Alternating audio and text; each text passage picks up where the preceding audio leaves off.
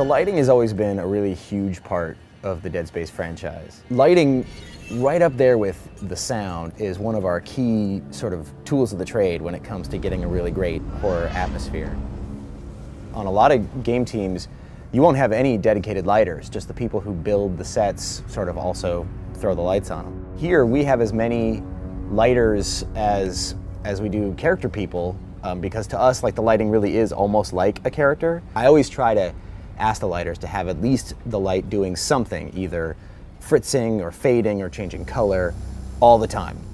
Dead Space is much more a world that needs some sort of unwrapping and exploring, and we try to use the lighting to be another character in the world that you're sort of negotiating with, and sometimes it's your friend and sometimes it's your enemy, and it is always changing and moving underneath you and alive, and something that you have to sort of contend with. Having worked on Dead Space 1, and we were pretty much, our environments were the ship, the Ishimura ship, and we didn't have a lot of variety.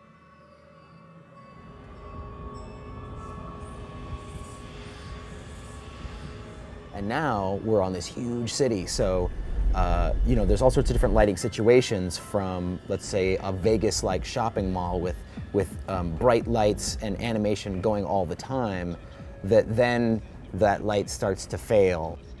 It's kind of different than what we're used to seeing in the traditional Dead Space, because it's brighter, and a lot of the spaces that we have are really dark. Depending on the space, there could be anything from like 10 lights to hundreds of lights. And in this space in particular, we have hundreds of lights. The challenge here is having all the lights, but also keeping it creepy at the same time. So you can see it's kind of deserted, you don't know what's going on. Sort of telling a story and seeing, oh, okay, what's happened here? Why is there papers on the floor? So we sort of highlight those areas. Where the lights used to be all kind of going and panning and everything, now they're all sort of out, and it's just the long shadows from the light outside the window that have changed everything. The main character has a spotlight the whole time, and that really can dictate how the player sees things and what their experience is like. And it's really critical, because we will light a space that without you in it, without the player in it, it really hasn't come alive yet and may feel sort of flat. But when you get the player's light in there, it really comes alive, and you start to sort of only see that part, and all the other lights become like the supporting cast for the player's light to do its thing.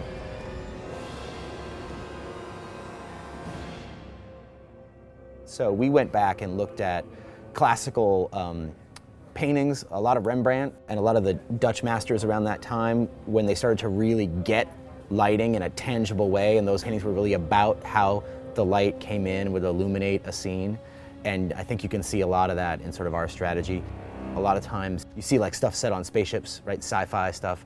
There's a lot of like beeps and boops and green light and red light and pink light and sort of, I don't know, it's like this candy cane world of high-techiness, and again, just trying to sort of show off the high-techness stuff. That can lead to sort of a fanciful, fantastical atmosphere, and that's not what we wanted at all, right? We want white and yellow lights that are sort of very realistic and conservative, that really lead to a grounded, believable atmosphere where bad things are really happening.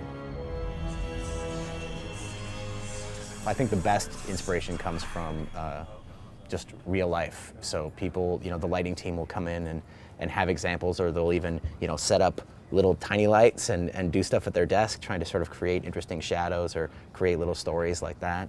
And yeah, we're always looking for inspiration.